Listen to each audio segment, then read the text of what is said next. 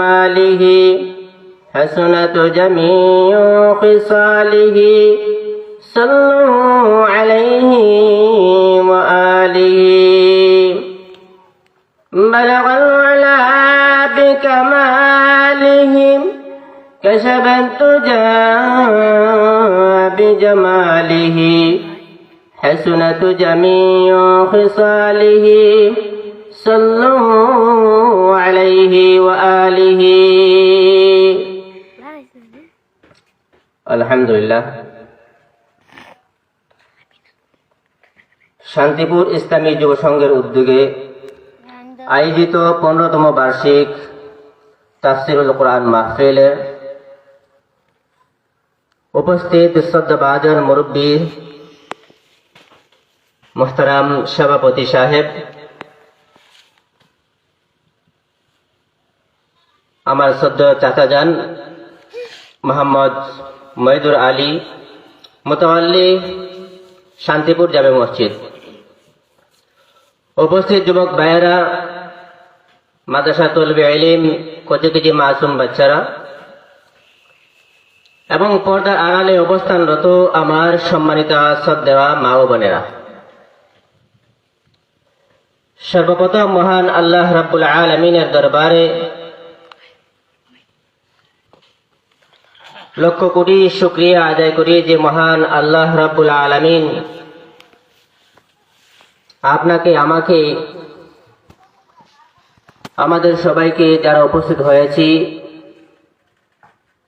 এবং পর্দার আড়ালে যারা অবস্থান করে মা ও বোনেরা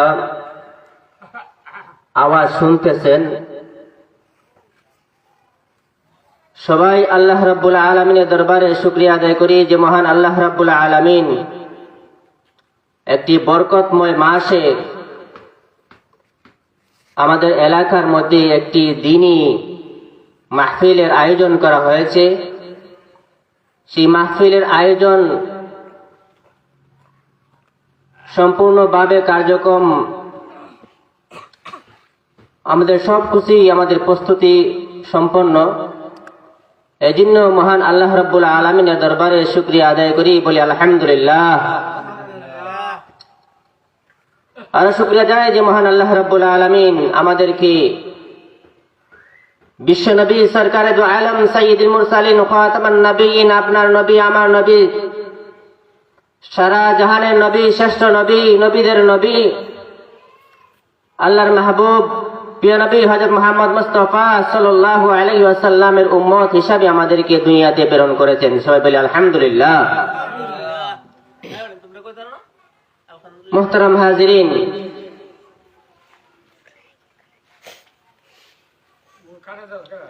আমি মহান আল্লাহ রাব্বুল আলামিনের পবিত্র কালামুল্লাহ থেকে ছোট্ট একখানা আয়াত তেলাওয়াত করেছি। মহানবী হযরত মুহাম্মদ মুস্তাফা সাল্লাল্লাহু আলাইহি ওয়াসাল্লামের অসংখ্য অগণিত হাদিস থেকে ছোট্ট একখানা হাদিস আপনাদের সম্মুখে পাঠ করেছি। আল্লাহ রাব্বুল আলামিন যদি আমাকে তৌফিক দান করেন, আয়াত এবং হাদিসকে সামনে রেখে কিছু আলোচনা করব। মা তৌফিক ইল্লা বিল্লাহ। মুহতারাম হাজিরিন, মহান আল্লাহ রাব্বুল আলামিন আমার তেলাওয়াতকৃত আয়াতের মধ্যে বলেন, قل إن كنتم تحبون الله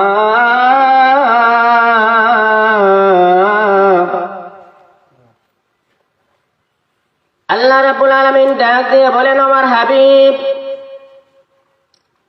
আমার প্রিয় নবী হযরত মুহাম্মদ মুস্তাফা সাল্লাল্লাহু আলাইহি ওয়াসাল্লাম, আপনি আপনার উম্মতদেরকে বলে দিন, আপনার উম্মতদেরকে বলে দিন, আমার বান্দাদেরকে আপনি বলে দিন, কুল বলে দিন, আমরে সেগা, ইন কুনতুম তুহিব্বুনাল্লাহ,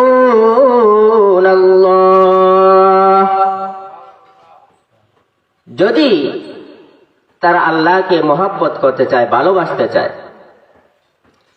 ফাত্তাবিউনি ইউহিব্বুকুমুল্লাহ,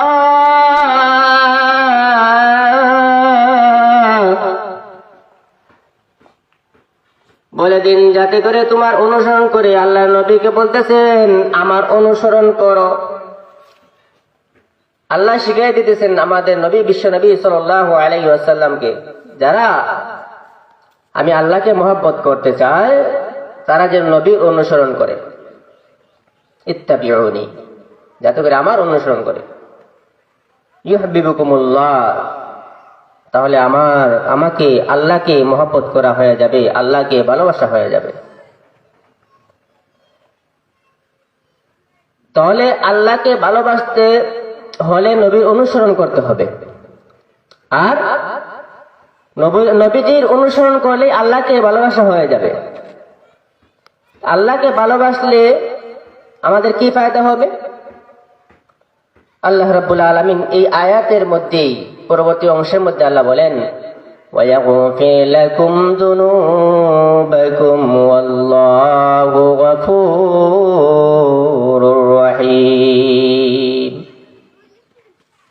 আল্লাহ রাব্বুল আলামিন তোমাদের সমস্ত গুনাহ পাপ যা করেছো সমস্ত গুনাহসমূহ ক্ষমা করে দিবেন, বলেন সুবহানাল্লাহ। আর আল্লাহ হচ্ছেন অত্যন্ত ক্ষমাশীল, পরম দয়ালু। এই আয়াতের প্রেক্ষিতে আমি রাসূল করিম সাল্লাল্লাহু আলাইহি ওয়াসাল্লামের হাদিস থেকে যে হাদিসটি তেলাওয়াত করেছি, সেই হাদিসের মধ্যে আল্লাহ রাসূল সাল্লাল্লাহু আলাইহি ওয়াসাল্লাম বলেন, لا يؤمن أحدكم حتى أكون أحب إليه من والده وولده والناس أجمعين لا يؤمن أحدكم, তোমাদের মধ্য থেকে যে কেউ লা ইউমিনু, মুমিন হতে পারবে না, অর্থাৎ প্রকৃত মুমিন হতে পারবে না যতক্ষণ পর্যন্ত না আমি আল্লাহর নবীকে মহব্বত করবে তার নিজের সন্তানাদি থেকে, মাতা পিতা থেকে, এমনকি সারা দুনিয়ার মানুষ থেকে যদি আমি নবীকে বেশি মহব্বত না করে, তাহলে কখনোই সে আমাকে অর্থাৎ আল্লাহর নবীকে কখনোই সে মহব্বত করতে পারবে না। আর যদি কেউ আল্লাহ রাসূল সাল্লাল্লাহু আলাইহি ওয়াসাল্লামকে মহব্বত করতে না পারে, আল্লাহ রাসূল বলেন লা ইউমিনু, তারা কখনোই পূর্ণ ঈমানদার হতে পারে না। পরিপূর্ণ ঈমানদার হতে হলে আল্লাহর নবীকে ভালোবাসতে হবে, আল্লাহর নবীকে মহব্বত করতে হবে। বিশ্বনবী সরকারে দু আলম সাইয়্যিদুল মুরসালিন খাতামুন নবিয়্যিন হযরত মুহাম্মদ মুস্তাফা সাল্লাল্লাহু আলাইহি ওয়াসাল্লাম আবু বকরকে ডাক দিয়ে বলেন, আবু বকর, তুমি আমাকে কেমন মহব্বত করো, কতটুকু মহব্বত করো? হযরত আবু বকর রাদিয়াল্লাহু তাআলা আনহু বললেন, ও আল্লাহর রাসূল, আমি আমার সম্পদ সন্তানাদি পরিবার থেকে আপনাকে বেশি মহব্বত করি। আবু বকরকে আল্লাহর রাসূল বলেন, আরে আবু বকর, না, তোমার তো কোনো ভালোবাসা হয় নাই, তুমি পরিপূর্ণ মুমিন হতে পারে নাই। আবার কিছুক্ষণ চিন্তা করে বললেন, ও আল্লাহর রাসূল, আমি আমার নিজের জানের চেয়েও আপনাকে আমি মহব্বত করি। আল্লাহ রাসূল বলেন, এখন তোমার ঈমান পরিপূর্ণ হয়েছে। আল্লাহ রাসূল সাল্লাল্লাহু আলাইহি ওয়াসাল্লাম এভাবে হযরত ওমরকে জিজ্ঞাসা করেন, এ ওমর, তুমি আমি নবীকে কেমন ভালোবাসো, কেমন মহব্বত করো, আমাকে একটু বলো। ইসলামের দ্বিতীয় খলিফা হযরত ওমর রাদিয়াল্লাহু তাআলা আনহু ডাক দিয়ে বলেন, ও আল্লাহর নবী, ও প্যারা নবী হযরত মুহাম্মদ সাল্লাল্লাহু আলাইহি ওয়াসাল্লাম, আপনাকে আমি আমার জানের চেয়ে, আপনাকে আমি আমার সম্পদ সন্তান আদি যা কিছু আছে আমি সবচেয়ে আপনাকে বেশি মহব্বত করি। আল্লাহর নবী বলেন, না, তুমি প্রকৃত মুমিন হতে পারো নাই। তখন পরক্ষণে আল্লাহর নবীকে বলতেছেন, ওমর বলেন, ও আল্লাহর নবী, আপনাকে আমার জান মাল এমনকি সমস্ত কিছু থেকে আমি আপনাকে বেশি মহব্বত করি। আল্লাহর নবী বললেন, হ্যাঁ ঠিক আছে, এখন ঠিক আছে, পরিপূর্ণ ঈমানদার। বর্তমান মানুষে মহব্বত করতে হলে, ভালোবাসতে হলে কারণ খুঁজে, যে বেশি সুন্দর তাকে বেশি মহব্বত করে ভালোবাসে। মানুষ, দুনিয়ার মানুষ চারটি কারণে মানুষ একে অন্যকে মহব্বত করে। এই চারটি কারণ যাদের মধ্যে থাকবে, একটি থাকলে তাকে মহব্বত করা যায়। এই যে চারটি গুণ, চারটি হচ্ছে: 1 নম্বর সৌন্দর্য, সৌন্দর্যের কারণে মানুষ মহব্বত করে। 2 নম্বর হচ্ছে বংশমর্যাদার দিক দিয়ে তাকে বেশি মহব্বত করে। 3 নম্বর তার সম্পদের দিক দিয়ে বেশি মহব্বত করে। 4 নম্বর জ্ঞানী হওয়ার দিক দিয়ে তাকে বেশি মহব্বত করে। এই চারটার বাইরে কেউ মহব্বত করে না। হয়তো কেউ কারো সম্পদের জন্য মহব্বত করে, না হয়তো সুন্দর জন্য মহব্বত করে, না হয়তো জ্ঞানী হওয়ার ব্যাপারে মহব্বত করে, অথবা বংশ মর্যাদার দিক দিয়ে হলেও মহব্বত করে। কিন্তু দেখেন, এই চারটি গুণ আল্লাহ রাসূল সাল্লাল্লাহু আলাইহি ওয়াসাল্লামের মধ্যে আছে। কিভাবে? 1 নম্বর গুণ হচ্ছে, মহব্বত করার গুণ হচ্ছে সৌন্দর্য। আল্লাহ রাসূল কেমন সৌন্দর্য ছিলেন? আল্লামা আনোয়ার শাহ কাশ্মীরি রাহমাতুল্লাহি আলাইহি তাকিয়াকুল আখবার একটা কিতাব আছে, এই কিতাবের মধ্যে সৌন্দর্য বর্ণনা করতে বলেন। সৌন্দর্য বর্ণনা করতে গিয়ে বলেন, আল্লাহ রাব্বুল আলামিন একটা নূর সৃষ্টি করলেন। এই নূর সৃষ্টি করার পরে 2 ভাগে বিভক্ত করলেন। এক ভাগ দিয়ে আল্লাহ নবী, বিশ্ব নবী হযরত মুহাম্মদ সাল্লাল্লাহু আলাইহি ওয়াসাল্লামকে সৃষ্টি করেছেন। আর দ্বিতীয় ভাগকে আবার 2 ভাগে বিভক্ত করলেন।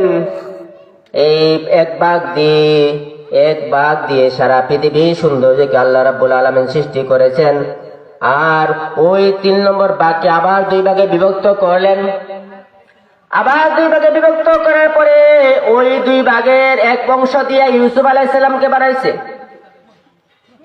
আর এক অংশ দিয়ে সারা দুনিয়ার মানব জীবজন্তুর সৌন্দর্য দেওয়া হয়েছে। তাহলে প্রথম ভাগের মধ্যে আল্লাহ রাসূল সাল্লাল্লাহু আলাইহি ওয়াসাল্লাম। আমরা সবাই জানি ইউসুফকে সৌন্দর্য মানুষ সুন্দর বলে।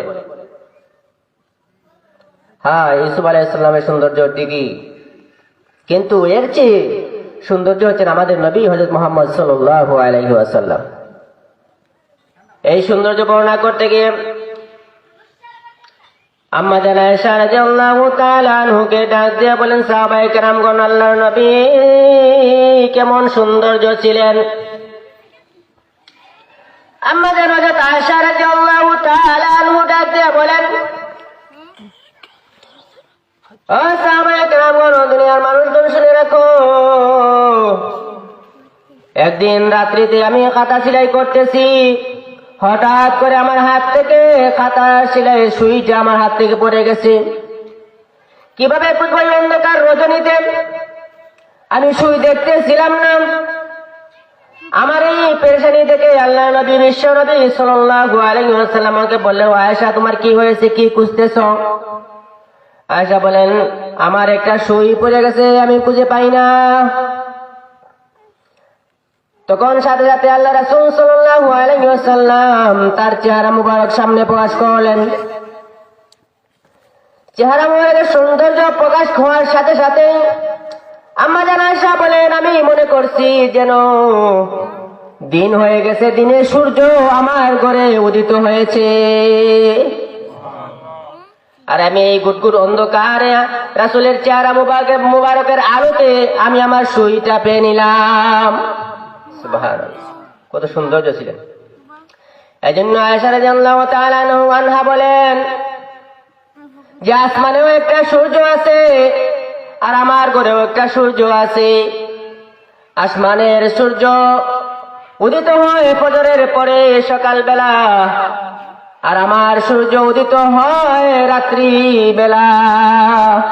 সুবহানাল্লাহ, কেমন সৌন্দর্য আল্লাহ রাসূল সাল্লাল্লাহু আলাইহি ওয়াসাল্লাম ছিলেন। কেউ কে বলেন ইউসুফ আলাইহিস সালামের রূপ থেকে মিশরের মহিলারা হাত কেটে নিয়েছিল, আর আমার নবী, বিশ্ব নবী সাল্লাল্লাহু আলাইহি ওয়াসাল্লামের সৌন্দর্যে মুগ্ধ হয়ে মানুষের গলা পর্যন্ত কেটে দেয়। দেখি না, রাসূল একবার অর্ডার করলে সবাই এক জমাত হয়ে যুদ্ধ ময়দান ঝাঁপিয়ে পড়ে, দে না, যুদ্ধে যে যায় এটা মরার জন্য যেন বাঁচার লাগা, কেউ কারে মারবো কই বলতে পারবো? যুদ্ধের ময়দানে যায়, রাসূলের ডাক দিলে যুদ্ধে ঝাঁপিয়ে পড়ে। এত আশিক ছিলেন সাহাবায়ে কেরামগণ, শুধু পুরুষ সাহাবায়ে কেরাম না, মহিলা সাহাবায়ে কেরামগণ কত মহব্বত করতেন নবীজিকে। এক যুদ্ধের ময়দানে আল্লাহ রাসূল সাল্লাল্লাহু আলাইহি ওয়াসাল্লাম যাবেন, এক মহিলা সাহাবী আসছে আল্লাহ রাসূল সাল্লাল্লাহু আলাইহি ওয়াসাল্লামের কাছে ছোট্ট একটা বাচ্চা নিয়ে। আল্লাহ রাসূল সাল্লাল্লাহু আলাইহি ওয়াসাল্লাম ওই মহিলাকে বললেন, এই ছোট্ট বাচ্চা নিয়ে আমার সামনে কেন আসছো বলে একটু। মহিলা সাহাবী বলতেছে, আল্লাহ রাসূল, আমার বাবা যুদ্ধের ময়দানে শহীদ হয়েছে, আমার স্বামী যুদ্ধের ময়দানে শহীদ হয়ে গেছে, আমার ভাইও যুদ্ধের ময়দানে যুদ্ধ করতে করতে শহীদ হয়ে গেছে, কিন্তু এখন আমার সম্পদ নাই যে আপনাকে যুদ্ধের ময়দানে যাওয়ার জন্য দেব। আমি আমার সন্তান এই ছোট্ট মাসুম বাচ্চাকে জন্য আপনার কাছে নিয়ে আসছি, যাতে করে আপনি যখন যুদ্ধের ময়দানে যাবেন কাফের বেঈমানরা তীর নিক্ষেপ করবে, আমার সন্তানকে ডাল সরু সামনে আগিয়ে দিবেন। কেউ আসেনি এমন করে করতে পারবো সন্তানকে যুদ্ধে দেওয়ার লেগে? আমার সন্তান বাঁচক আগে।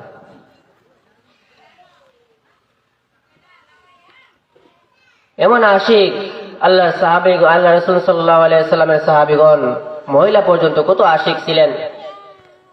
বলে আমার সন্তান যেহেতু যুদ্ধ করতে পারবো না, ছোট বাচ্চা, যখন কাফের বেঈমানরা আপনার পর তীর নিক্ষেপ করবে তখন আপনি আমার সন্তানকে আপনি ডাল হিসেবে ব্যবহার করবেন।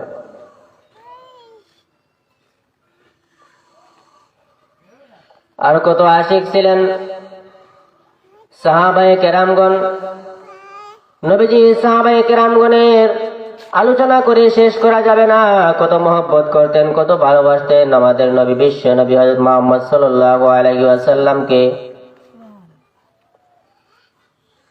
যুদ্ধের ময়দানে তো যায়, কিন্তু হঠাৎ করে আল্লাহ নবী সাহাবী হযরত খুবাইবকে কাফের বেঈমানরা বন্দী করে রাখে, অনেক অত্যাচার জুলুম নির্যাতন করে বলে, তুই ইসলাম ছাড়, মুহাম্মদের ধর্ম ছেড়ে দে, তবে তোকে আমরা শাস্তি আর দিব না।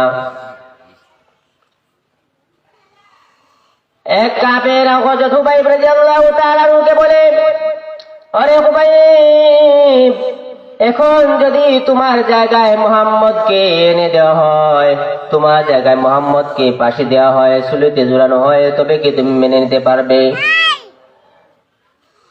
খুবাইব রাদিয়াল্লাহু তাআলা আনহু ডাক দিয়ে বলে, কাফের বেঈমানরা শুনে রাখ, আমার খুবাইব, আমি খুবাইবের শরীরে যদি এক বিন্দু রক্ত থাকতে, আমি খুবাইবের জান থাকতে, শরীরের মধ্যে এক বিন্দু রক্ত থাকতে, আমার শক্তি থাকতে, আমার নবীর পায়ের মধ্যে একটা কাঁটা বিদ্ধ হবে, তাও আমি মেনে নিতে পারবো না।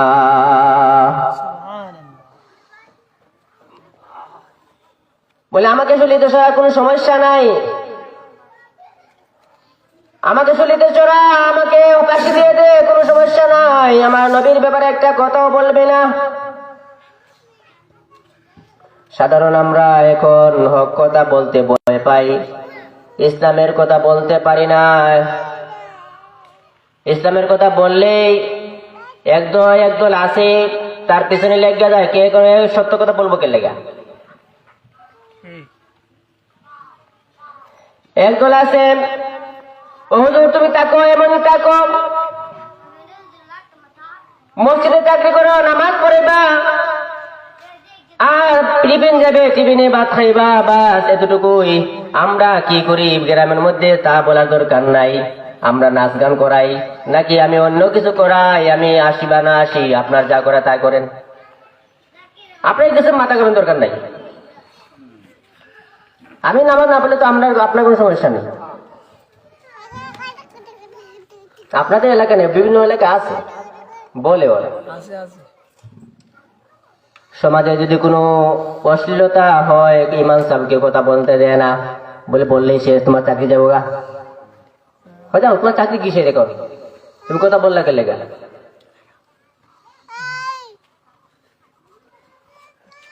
আরো কত মানুষ আছে বর্তমানে স্বৈরাচার পলায়ন করছে, কিন্তু ওদের সহচররা, ওদের সামসারা দুনিয়ার বুকে কোনো আছে না?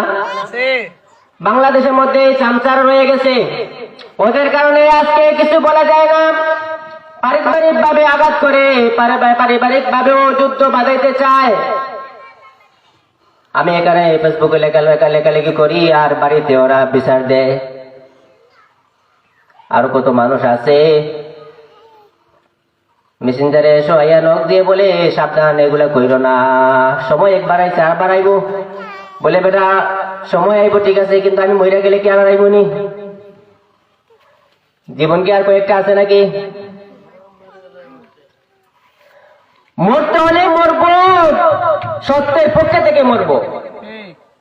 বাঁচতে হলে সত্যের পক্ষে কথা বলে বাঁচবো। তো কখনোই বাতিলের পক্ষে, বাতিলের মুখোমুখি হয়ে বাতিলের কাছে মাথা নত করবো না। যুগে যুগে বাতিল আসছে, হকও আসছে। ইব্রাহিমের জামানায় বাতিল আসছিল নমরুদের রূপ ধারণ করে, আর হক এসেছে হযরত ইব্রাহিম আলাইহিস সালামের রূপ ধারণ করে। মূসা আলাইহিস সালামের জামানায় ফিরআউন আসছিল বাতিলের রূপ ধারণ করে, আর মূসা আলাইহিস সালাম ছিলেন হকের রূপ ধারণ করে। যুগে যুগে বাতিল আসছে, বাতিল চলে গেছে, হক আসছে, হক ইনশাআল্লাহ থাকবে কিয়ামত পর্যন্ত। আমরা মুসলমান জাতি, বেড়ে জাতি, কখনোই ইসলামের উপরে আঘাত হানলে কখনোই আমরা মাথা নাড়াইতে দিব না। কখনোই আমরা তার এই যে যারা বাতিল পন্থা আছে তাদের কাছে মাথা নত করবো না। আমরা হক কথা বলবো, হকের পক্ষে থাকবো। ইসলামে নিয়ে চিনিমিনি খেলা, রাসূলকে নিয়ে ব্যঙ্গ করা, রাসূলকে নিয়ে অপমানিত করা, রাসূলকে গালি দেওয়া, এই বাংলার মুসলমানের জমিনে কখনোই করা সম্ভব নয়, হতে পারে না।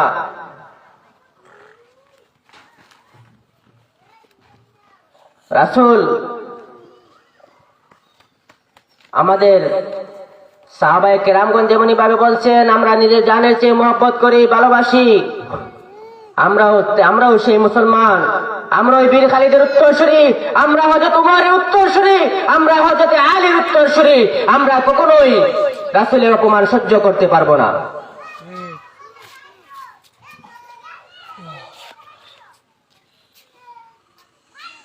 রাসূল সাল্লাল্লাহু আলাইহি ওয়াসাল্লাম হাদিসের মধ্যে বলছেন, লা ইউমিনু আহাদুকুম হাত্তা ইয়াকুনা হাব্বা ইলাইহি মিন ওয়ালিদিহি ওয়া ওয়ালাদিহি ওয়ান নাসি আজমাইন।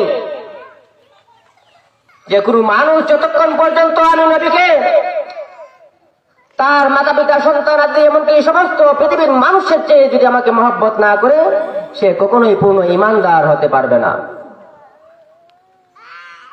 মহব্বত করতে হবে কিভাবে? রাসূলের অনুসরণ আমাদেরকে করতে হবে।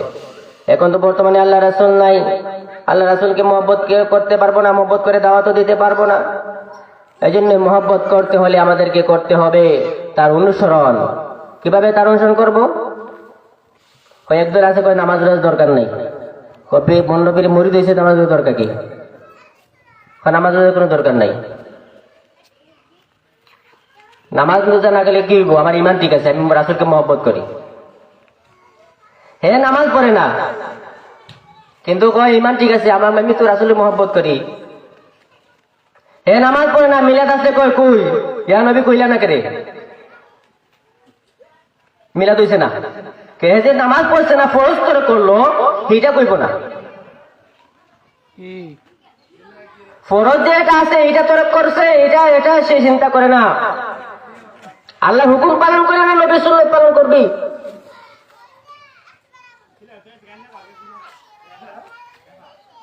আমরা মুসলমান, আমরা রাসূলের আদর্শ মতে চলবো, রাসূলের তরিকা অনুযায়ী চলবো, তারপরে না আমরা আল্লাহকে মহব্বত করবো বা আল্লাহ রাসূলকে মহব্বত করতে পারবো। আল্লাহর নবী বিশ্ব নবী হযরত মুহাম্মদ সাল্লাল্লাহু আলাইহি ওয়াসাল্লাম মুসলমান জাতিকে আল্লাহ রাব্বুল আলামিন বিশ্ব নবী সাল্লাল্লাহু আলাইহি সাল্লাম মুসলমান জাতির উপরে একট দিয়ে বলছেন এটাই শেষ নবী, আর এর পরে আর কোনো নবী আসবে না। আখির নবী, শ্রেষ্ঠ নবী হযরত মুহাম্মদ সাল্লাল্লাহু আলাইহি ওয়াসাল্লামের উম্মত হয়ে আমরা কত সৌভাগ্যবান। কিন্তু এই নবী যতগুলা অনুসরণ করা যায়, সুন্নত পালন করা যায়, ততগুলো আমরা পালন করি না। আমরা সিনফল লইয়া আমরা জীবনে ঠিক মতো 5 ওয়াক্ত নামাজ পড়ি না। আল্লাহ রাসূল সাল্লাল্লাহু আলাইহি ওয়াসাল্লাম হাদিসের মধ্যে বলেন, আমার সাহাবায়ে কেরামগণ, আমি চাই, আমার মন চায় যে বাড়ি থেকে পুরুষ থাকা সত্ত্বেও জামাতে অংশগ্রহণ করলো না, মসজিদে আসলো না, যে বাড়িতে পুরুষ অবস্থান করে কিন্তু আজান হওয়ার পরেও জামাতে শরীক হয় না, আমার মন চায় আমি ওই বাড়িগুলার মধ্যে লাকড়ি জোগাড় করে আগুন লাগাই দেই। কত বড় হুমকি আল্লাহ রাসূল সাল্লাল্লাহু আলাইহি ওয়াসাল্লাম হাদিসের মধ্যে দিয়েছেন। আংশিক মানবো না, আশিকের রাসূল হইতে পারবো? আগুন লাগাই দেবে, এর চেয়ে বড় কি কঠিন কথা আর কি হতে পারে? এর চেয়ে কঠিন কথা আর কি হতে পারে? আল্লাহ রাসূল বলেন, আমার মন চায় যারা আজান হওয়ার পরেও মসজিদে যায় না, মসজিদে নামাজ আদায় করে না, আমি লাকড়ি সংগ্রহ করে ওই গরুগুলা জ্বালিয়ে দেই। কিন্তু আমি দেই না কারণ মাত্র একটাই, সেটা হচ্ছে এই বাড়িতে মহিলারা, ছোট বাচ্চারা বসবাস করে, যাদের উপরে জামাত ফরজ না, যাদের উপরে জামাতে অংশগ্রহণ করা ফরজ না, ওয়াজিব না, তারা আছে, তাদের কথা চিন্তা করে আমি তোমাদেরকে অনুমতি দিই না।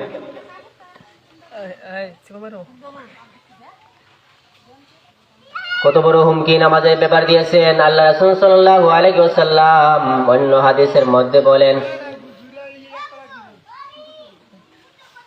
আল্লাহ রাসূল সাল্লাল্লাহু আলাইহি ওয়াসাল্লাম বলেন, নাম এবং মুসলমান এবং কাফেরদের মধ্যে পার্থক্য হচ্ছে নামাজ। যে নামাজ পড়ে না সে কাফেরের মতো, কাফেরা যেমন নামাজ পড়ে না সে তেমনই।